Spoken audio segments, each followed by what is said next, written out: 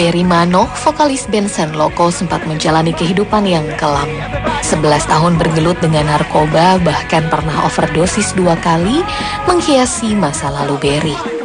Tak hanya itu, ayah 2 putri ini juga pernah menjalani pergaulan bebas selama berkarir di dunia musik. Rentetan musibah disiram air keras oleh orang yang mengaku sebagai fansnya, hingga perceraian dengan sang istri menjadi pemicu dirinya mencari ketenangan hidup. Di tengah rasa putus asa, sang sahabat mengenalkannya dengan Islam. Ketenangan saat mendengar azan dan bergetar kala berzikir membuat Barry mantap menjadi mu'alaf dan memutuskan mengubah namanya menjadi Muhammad Barry Al-Fatah.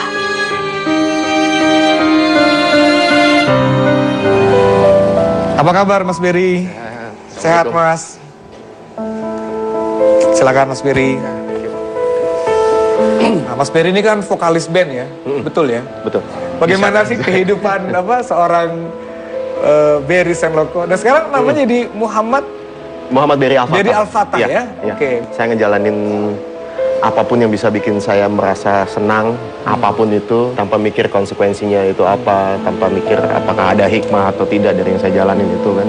Ya, saya dekat sama kehidupan malam, lalu saya sempat terperangkap di narkoba. Jadi sebenarnya mencari ketenangan, tapi dengan berbagai cara gitu ya? Dengan berbagai cara.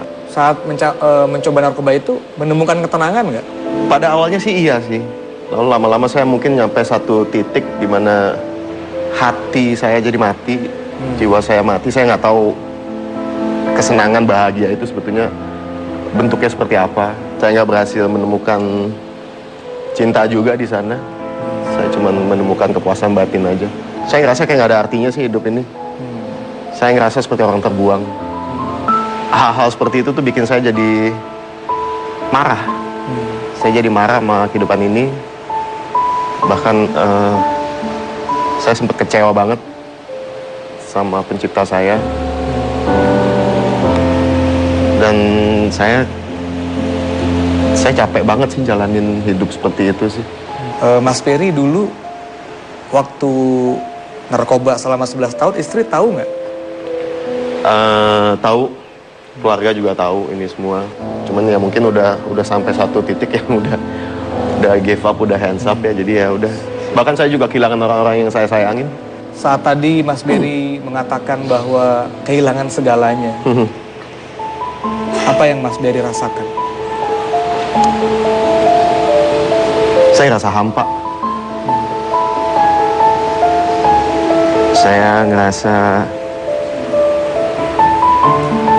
nggak ada artinya. Saya ngerasa nggak mungkin orang seperti saya patut untuk disayangi. Padahal saya sangat ingin sekali untuk bisa menyayangi seseorang atau sesuatu dengan tulus, jauh di dalam lubuk hati saya. Tapi entahlah kenapa saya ngerasa saya nggak layak untuk itu. Ketika Mas Barry sudah mulai jenuh dengan narkoba, kemudian apa langkah Mas Barry? Ada sih keinginan sih untuk bisa berhenti, untuk keluar dari hal-hal seperti itu sih. Cuman saya udah berusaha ngelakuin segala cara ya. Cuman tetap aja balik lagi kambuhan. Saya kan sempat mengalami perpisahan di rumah tangga saya. Sampai saya ada satu titik, mungkin di titik itu saya ngerasa frustasi, saya ngerasa depresi di situ. Saya pengen ngakhirin semuanya sih dengan hal seperti itu sih. Jadi saya pingin apa ya? Jangan saya rocker kan, saya pingin kok bisa saya mati dengan dalam keadaan rock and roll gitu. Dan entah kenapa mungkin memang ini jalannya Allah ya. Kebetulan di saat itu kan saya emang lagi ngerjain sebuah project musik sama teman saya. Bukan sosok guru besar atau gimana, enggak, orang biasa seperti saya, gayanya seperti saya rock and roll, tapi bisa dibilang lurus lah hidupnya. Ya di saat kita lagi workshop itu kan saya sering berkunjung ke rumahnya gitu. Kebetulan di rumahnya juga ada padepokan ngaji, anak-anak muda suka pada ngumpul di situ kan. Saat lagi break saya suka perhatiin mereka sholat. Terus saya di saat itu berlangsung kan ada suara azan segala macem.